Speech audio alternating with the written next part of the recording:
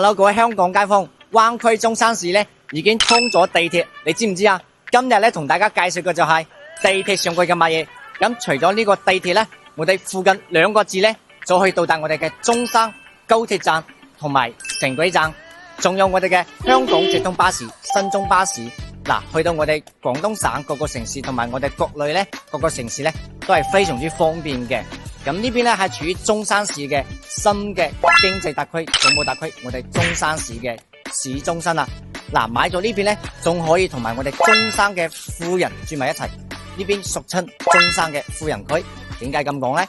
可以睇翻右手邊呢2棟，佢嘅樓高咧係超過咗250米咁高嘅，一戶人家嘅面積咧都已經超過咗8000幾尺，所以講咧係中山嘅富人區。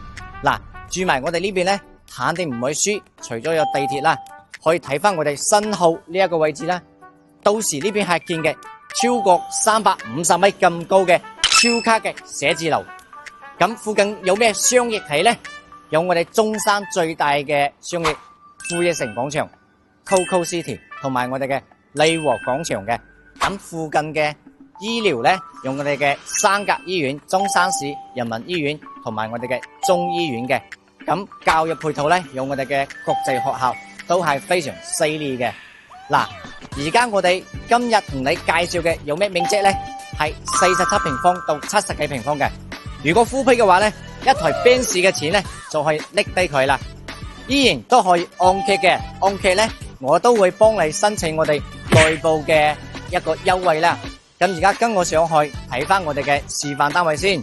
好啦，而家翻到嚟我哋嘅示範單位啦。我哋呢個呢係買一層得2層嘅，可以睇翻我哋呢個係4.5米咁高，可以做2層嘅面積嘅，帶埋呢個豪華嘅裝修，質素呢都非常之高嘅。